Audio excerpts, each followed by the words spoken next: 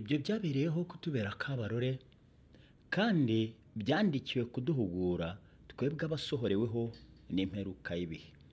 Ibyo byabereyeho kutubera akabarore kandi byandikiwe kuduhugura twebwe abasohoreweho n'imperuka y'ibihe. Amagambo ari mu rwandiko Pawulo yandikiye abikore mu rwandiko rwa mbere igice cya 10 umurongo wa 11. Iki ni cyo kwibukwa cy'icyigisho cya 10 twatangiye. Icyigisho cya 10 kitubwira ngo Yosuwa nyakuri. Yosuwa nyakuri. Uyu munsi tugiye kurebera hamwe ingingo y'ibibanza yo ku isabato nimugoroba, dukomerezeho n'ingingo yo kuwa mbere. Turagushimye umwungeri w'ubugingo bwacu. Abana bawe iri jambo ryawe turi kwiga reka ridukomeze kandi rikangurire gukomeza gushishikarira iby'ubwami bw'ijuru mu izina rya Yesu. Amen. Mu gitabo cya Yosuwa hagaragaza ko imibereho y'uvugwa cyane muri icyo gitabo igaragaza ukuri kurenze ugushobora kuvugwa ku muntu. Iri hame turibona muri Bibiliya yose nk'uko bigaragara mu gihugu cy'i Kanani, ikimenyetso cy'ibyiringiro byacu by'iteka ryose mu isi nshya. Kandi imirimo yakorerwaga mu buturo bwera bwo ku isi yagaragazaga ukuri gukomeye, ariko Kristo amaze kuza ahinduka umutambyi mukuru w'ibyiza bizaza, anyura mu ihema rirusha ayandi gukomera no gutungana rwose, ritaremwe n'intoki. Ibyo ni ukuvuga ngo ritari iryo mu byaremwe ibi tubona. Amagambo aboneka mu Baheburayo igice cya 9 umurongo wa 11. Ariko hari ikibazo gihita kibazwa. Ni ikihe rero? Ikibazo gihita kibazwa ni mu buhe buryo Yosuwa agaragaza ibizaba mu gihe kizaza. Ni mu buhe buryo dushobora kwizera ko ubusobanuro bw'icyo gitabo bwemewe? Ni ayahe mahame ya Bibiliya agenga imikoreshereze y'igitabo cya Yosuwa mu bivugwa mu isezerano rishya ndetse n'ibizaba mu minsi iheruka? Muri iki cyumweru rero tuzarebera hamwe amahame y'ubusobanuro bwa Bibiliya bwerekeranye n'ikigereranyo, kandi tuzigira hamwe uburyo Bibiliya ubwayo irimo igaragaza ibigereranyo ndetse n'uburyo imibereho ya Yosuwa ishushanya umurimo wa Mesiya, kandi ikaba igaragaza ibimenyetso byaragaragariye mu itorero ndetse no mu mateka y'ikiremwa muntu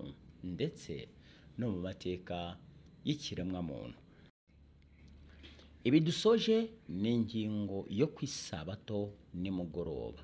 Nkundira rero inshuti muvandimwe, twinjire no ku ngingo yo kuwa mbere maze tugire icyo tubivugaho.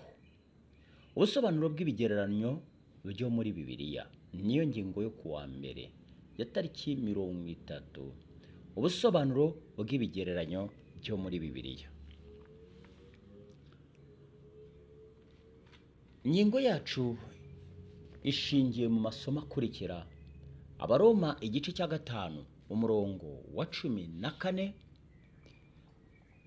Rwandiko rwa mbere Pawulo yandikiye ab'Ikorinto igice cya 10 umurongo wa 1 kugeza ku wa 13. Abaheburayo 8 umurongo wa 5 n'Abaheburayo 9:23.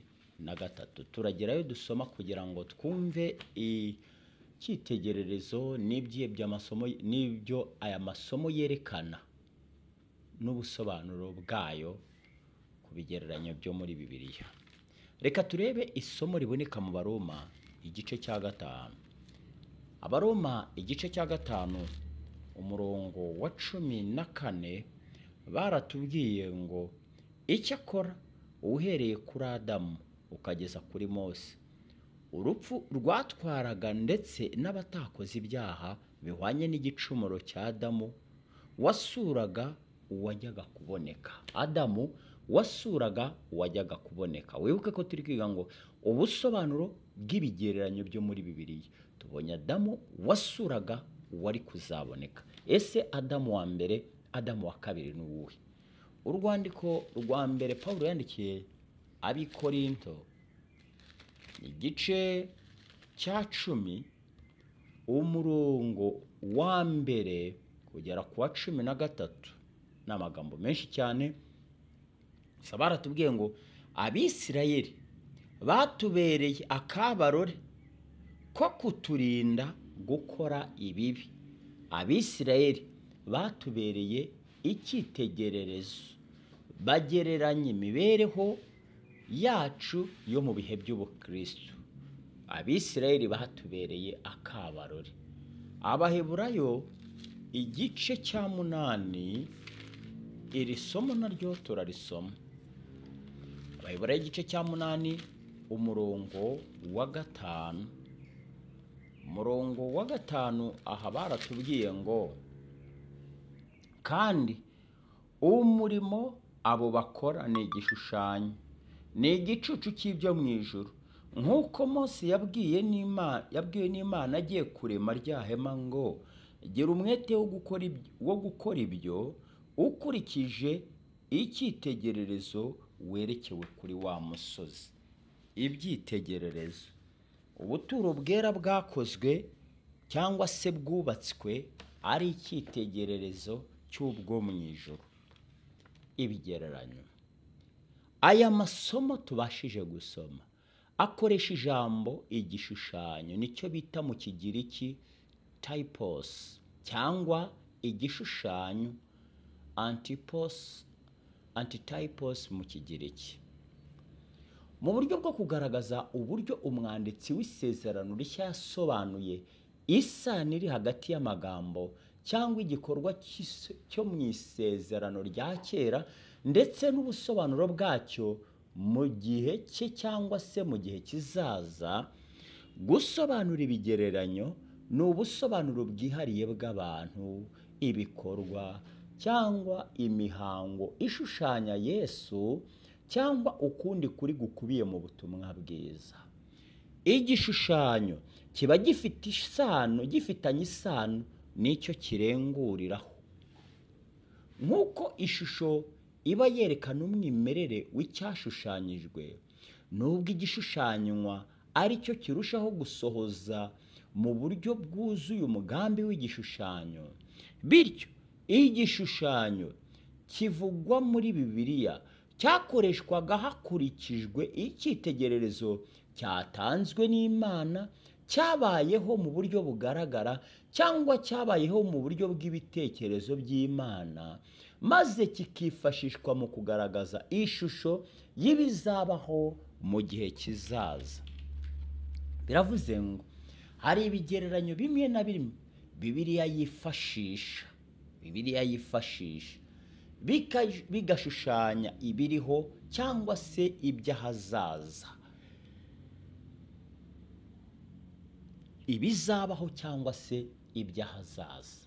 Ubuturo bwera, Adamu wa mbere, ibyo byose hari icyo bigaragaza. Aha rero ni ingenzi gusobanukirwa ko abanditsi b'isezerano rishya batapfuye guha amwe mu masomo yo mu isezerano rya kera ubusobanuro bw'ibigereranyo uko biboneye kugira ngo bumvikanishe ibyo bashaka kuvuga. Ikigereranyo cyo mu isezerano rya kera buri gihe kiba gishimangirwa n'inyandiko za gihanuzi mbere y'uko gihuzwa no gusohora kw'icyo gishushanyo cyo mu isezerano rishya. Ibishushanyo byose byagiye bitambuka mu isezerano rya kera byabaga bifite icyo bishushanya, icyo byerekana. Ntago byapfuye gushyirwa aho ngaho gusa. Dawidi hari icyo yavuze muri Zaburi ya 22. Zaburi ya 22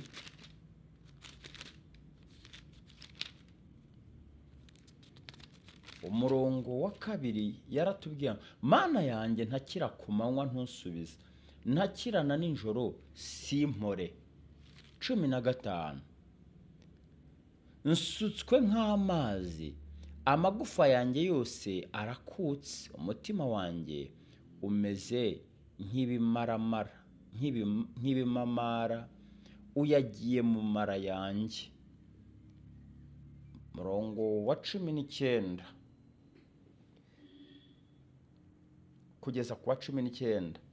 Intege zanjye zumye nk'urujyo, urumuri rwanjye rufatanye n'urukenyerero, kandi ushyize mu mukungugu w'urupfu, kuko imbwa zingose. Umutwe w'abanyabyaha untaye hagati, bantoboye ibiganza n'ibirenge. Mbasha kubara amagufa yanjye yose, bandeba bankanuriye amaso, bagabana imyenda yanjye, bafindira umwambaro wanjye. Aya magambo yumve neza, ari muri Zaburi, yavuzwe na Dawidi, ariko surengurirwaho ninde? Ubwo Kristo yari amaze gucika intege, ati kuko imbwa zingose, niko umunyezaburi yavuze. Ariko wumva aka kantu, umutwe w'abanyabyaha untaye hagati, bantoboye ibiganza n'ibirenge, uhita wumva uwo barenguriragaho. Uwo nta wundi, ni urupfu rwa Kristo. Hepfo ati, kiza ubugingo bwanjye inkota, icyo mfite rukumbi ugikize ubutware bw'imbwa. Icyo mfite itaranto yanjye wikize ubutware bw'imbwa. Aho barenguriraga ku rupfu rwa Kristo, uguterwa imisumari kwe. Naho muri Yeremiya igice cya 23, aha naho hari amagambo dukwiye gusoma. Yeremiya igice cya 23 umurongo wa 5, yaragize ati,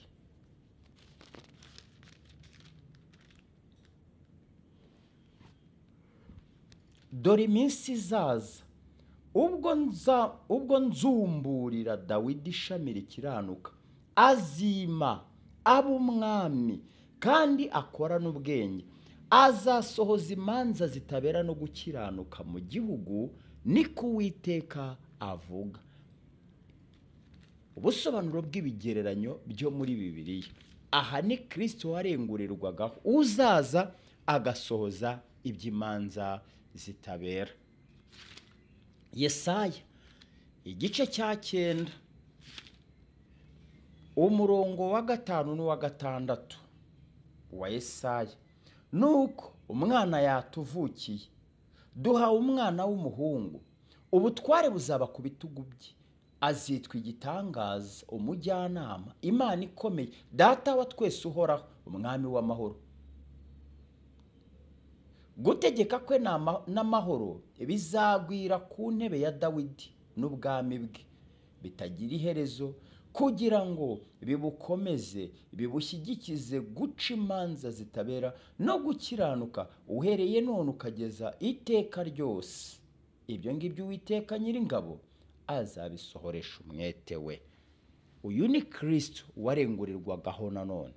Havuzwe byinshi cyane, ariko reka dusoreze ku isomo riboneka muri Yohana igice cya 19 umurongo wa 24. 19 umurongo wa 24, aha hari amagambo atubwira ngo, nuko baravugana bati, twe kuyitanyagura, ahubwo tuyifindire, turebe uri bube nyirayo uwo ari we. Bavuze ibyo ngo ibyanditswe bisohore, ngo bagabanya imyenda yanjye kandi bafindira umwambaro wanjye, nuko abasirikare babigenza batyo. Aya magambo yose urumva yuko ari imvugo zifite aho zirengurira. Zimvugo zirengurira kuri Kristo wagombaga kuzaza akitanga agapfira abanyabyaha.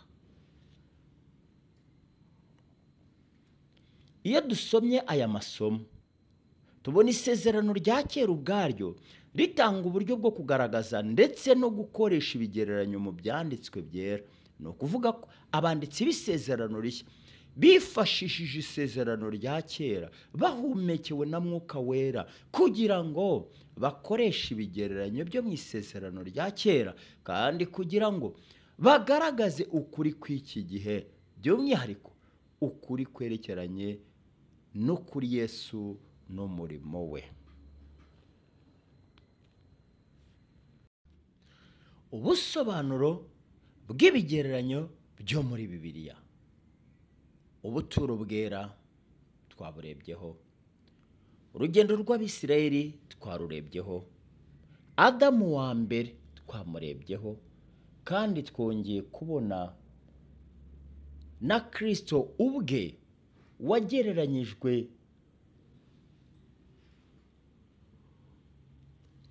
wiswe Shami, intare yo mu muryango wa Dawidi.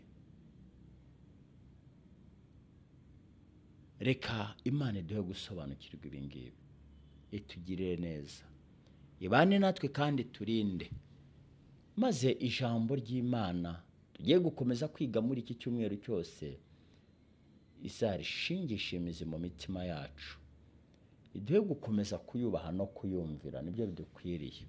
Turagushimye Mwami mwiza, tugushimira urukundo rwawe n'ineza yawe, uri Imana nzima, uhabwe icyubahiro.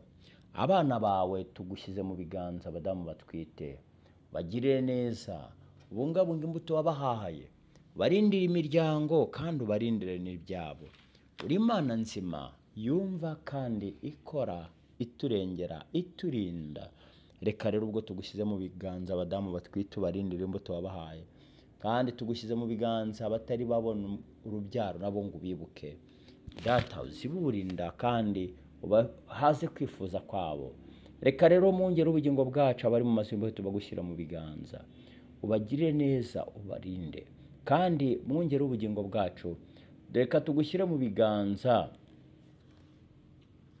abari ku bisasiro, katugushyire mu biganza abari mu mazu y'imbohe, katugushyire mu biganza urubyiruko rwacu, abasore n'inkumi, ubagirire neza, ubongerere icyizere cyo kubaho, ubahe Data kumvwa nawe, kuko abana bawe iyo bapfukamye bakuganyira, iyo bapfukamye bagusenga Mwami mwiza, ari umunezero. Rero reka tubagushyire mu biganza kugira ngo uhaze ukwifuza kwawe, ubuntu bwawe n'amahoro yawe byuzure imitima yacu. Uri Imana twizeye tudashidikanya yuko ari wowe utanga ubugingo, ari wowe